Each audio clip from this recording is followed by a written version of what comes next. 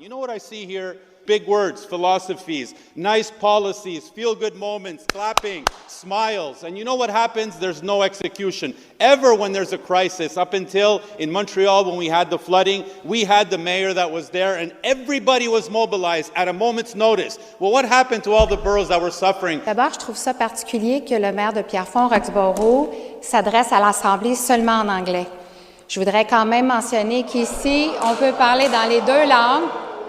Et souvent, c'est ce qui se produit de l'autre côté, mais moi, je veux le dire quand même et je veux le mentionner parce que ça se produit souvent de l'autre côté de la Chambre, où est-ce qu'on choisit une langue plutôt qu'une autre. I think you can understand what's going on there. The first voice you heard was Jim Beis, the mayor of Pierrefonds-Roxboro, basically admonishing the mayor and asking, how come you showed up at one area where there was flooding but didn't bother to show up at any of the others? And the reference to 2017, of course, was the flooding that happened out in Pierrefonds-Roxboro back then. And then the mayor, rather than answering the question, deflected by turning to language and chastising Jim Beis for having the temerity to ask a question in English, and then doubled down by saying, I hear it too often. Okay. We asked the question just after 2 o'clock. If you were listening, I think you basically heard, I think we're fair to say, 99.9% of the people who called and texted said they were appalled by Valérie Plante's decision to do that. I'm asking whether she owes an apology, if not to Jim Beis, to all Anglo-Montrealers. Jim Beis is on the line. Jim, thanks for being here this afternoon. Good afternoon, Aaron. I'd like to have been here to talk about the issues at hand, and somehow we find ourselves in something that we never expected. Yeah, and the bottom line, though, Jim, is, you're right. It's something we never expected. It's something we shouldn't have to be talking about, but we are, because I think a lot of people would be quite surprised, stunned, shocked, pick a word, to see that that's what the mayor of Montreal chose to do rather than answering the question. So let me ask you first, and I know you had a chance to answer her after that. When you heard that, what was going through your mind? Did you believe she said that? I mean, was that to you a sign that she had no answer? Well, number one, they had no answer because essentially the question was, why did they not declare emergency measures so that we can mobilize, all the resources that we can when emergency measures are declared, and only 6 days later to come out with a statement. And then the next day in Montreal, everything was in place, it seemed, when they had that unfortunate incident with the water break. So certainly, not only did they not answer that question, but she started by almost scolding me for addressing council in English. And let me be clear here. We know where we live. We know Montreal is a French metropolis. We know we're in Quebec. We know that in Pierrefonds-Roxboro, it is the only bilingual borough of the 19. We have our certificate from the OQLF that clearly indicates that we do everything we do in our community to make sure that we meet those requirements without a problem. And to mention that everything is in English that day, and then she hears that more often than not on the other side, it's complete nonsense, because that's not the case. And 90% of the time that I've ever addressed council in chambers, it's always been in French. This time I felt almost, to represent my residents, to speak in English, because I do represent a bilingual community. And in any case, we're allowed. It's happened for the last decades at City Council. And for her to deflect when we have serious issues that we deal with, not only in my community, in other communities throughout Montreal, when it comes to flooding, is just a clear indication and a pattern on the disconnect by this administration, Aaron. Very sad, to say the least. Beyond the no answer then, this happened a day ago, have you gotten any kind of answer since then? Of course not. And this is what they do. And, I'll give you another example. We had residents that come in between 7 and 8:30 during question period at council. And a lot of the times, these folks that have traveled to get to City Hall, find parking, wait for an hour and a half sometimes to register to pose their questions. I understand the bylaw allows for them to preface their question for a minute and a half and then get an answer. But oftentimes, they don't get even an answer. I understand we also don't always have the answers, but there's a disrespect, I find, when you address not only the members of council, but then the citizens as well in the same way. And I think, aside from the whole language issue, because that's the last thing we want to discuss at any given moment, because it is, a community that I live in, that we live in perfect harmony, and there never is an issue. Not to mention that I'm fully trilingual. And so for her to target me on this one occasion that I spoke to English is absurd.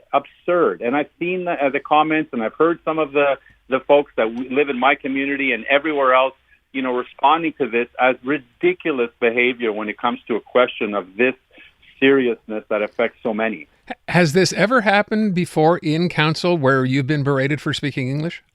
Well, first of all, I rarely do, number one, but this has never happened. And I've been on the executive. We were on the executive. We had, the opposition on the other side. There were Anglophone counselors that sat on the other side as well that addressed council in English. And we have those videos that are available. So for that to happen today is almost mind-boggling. It's happened before where folks have spoken in English when they posed the question. But this time, when we're dealing with such a serious issue, with a non-answer to follow, and then almost scolding because the question is posed in English, I don't even understand, to be honest. I can't even understand the reason for that. Well, that's going to be my next question, which what do you think was the reason for that? I'm speculating here, suggesting perhaps that the mayor's feeling a little bit of heat, given what's gone on, given the fact that she's been called out for this now for quite a while. And then, of course, as you said, Jim, the stark contrast between what she did downtown, where she was literally here later that same day, and what she did with the flooding on the West Island the week before, where she was invisible basically for 4 or 5 days. So I guess the question is, maybe she feels sort of the heat and she just kind of lashed out? Look, we've all felt the heat, and in these positions, Aaron, and I've been doing this for 35 years of my life in municipal service. I'm going into my 16th year elected. We can't always just take the praise. We take the heat as well. It's not the good. We take everything, because that's what it is to be in leadership. What I would have said is certainly we understand that there could have been, issues with communicating and being out there and supporting. And we've learned from this. We adjusted, and you saw in Montreal, we did that the next day, and we will do better next time. That's what I would have said, because that would have been the honest answer. But to skate and then deflect and throw in, and we know already what the language issue is throughout Quebec whenever we bring it up. And here we are now discussing language issues when we have other bigger issues in Montreal that are more pressing, in my opinion, that can be discussed, at length to make folks understand that at least we're doing what we can to support them. And so I was extremely surprised. As you could hear in the background, a lot of the members in council were. And my question would be, Project Montreal has Anglophone councillors as well. I'd like to ask them, how did they feel when she said a question, when she answered the way she did? I'd be curious. I didn't get a chance to cross paths with them during council yesterday or today, but I'd be curious to find out, how do they feel when you have a statement like that that's thrown out at large, which isn't even true, to be honest. Yeah, among them, Peter McQueen, I can just think off the top of my head, right? Well, yeah, among others, yes. So let me ask this. First of all, I guess it's pretty obvious you're not expecting to get an apology at any time from Valerie Plante over this, are you? Look, I don't want an apology. I don't need an apology to do my job and to represent my community. What I need is answers from them to be able to provide me with the tools when necessary, when we deal with not only this crisis, but any crisis. And so that's what I'm asking for. I don't need apologies. Apologies can only go so far, and they have to be sincere. So that we're beyond that. What I need is a clear answer to the questions that we have day in and day out with this administration to be able to respond on the citizens' behalf, knowing that we don't always have the answers either. I understand that, but we need to get clear answers. And the question was very simple. Why did they not declare? Her answer, partial answer, was, well, the mayor can't declare that civil security. But I can tell you, we dealt with civil security, in the latter part of the week as we were trying to reach them. And then not only did we reach them, but literally an hour or two after we had that discussion with them, all of a sudden, emergency measures were declared almost a week after the event. So, look, there's a definite lack of communication somewhere, and I would like to know where that is, because these issues that we deal with every day in Montreal affect many people, and not just folks in Pierrefonds-Roxboro, but throughout the island of Montreal. And you could see on the West Island, particularly in the agglomeration with the reconstituted cities, people that have never seen water anywhere close to their homes were severely flooded rows of streets at a time. And they had to fend for themselves as well. And so are we able to do it? Yes. Could we have done it better with the support with what Montreal could give us? Yes. And that wasn't done. And to come up with some language, comment like was thrown out there just like that, surprisingly, makes absolutely no sense to me. Is the contention, Jim, that the mayor or this administration, to be fair, it's not one person here, does not really care about, parts of the city that are not necessarily Projet Montréal boroughs, or for whatever reason, the West Island is detached from the rest of the city and they can't be too concerned? Look, I'd like to think otherwise, Aaron. I mean, I could come up with all types of conspiracy theories. What I'd like to think is everyone that's elected throughout the island of Montreal is all there for the right reasons. I truly need to think that, because otherwise then we get into this spiral. So I'd like to think that everybody's there for the right reason. Are they out of touch with a lot of the issues that everyday Montrealers are facing? I would think probably yes, because their actions and their words have shown this. And so, as I mentioned in the clip that you played, I mean, policies and statements and camera ops, all that stuff is fine and dandy, but can you execute when the time calls for it? And what I've seen in the time that I've been mayor and the crises that we have faced in Pierrefonds-Roxboro, we have been virtually on our own successfully protecting our community. And this time around was something that was unprecedented, not much that a city can do to avoid something like this that's unpredictable.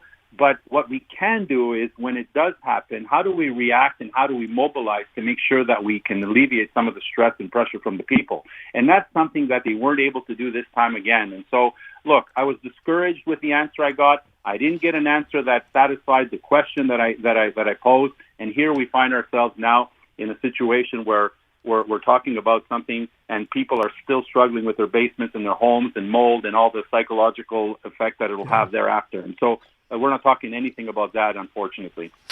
Jim, I thank you for the time. I always appreciate when you come on, and you're right. And I think people would agree. It's a shame we have to be talking about this today, but we are, because a lot of people are very taken aback by this.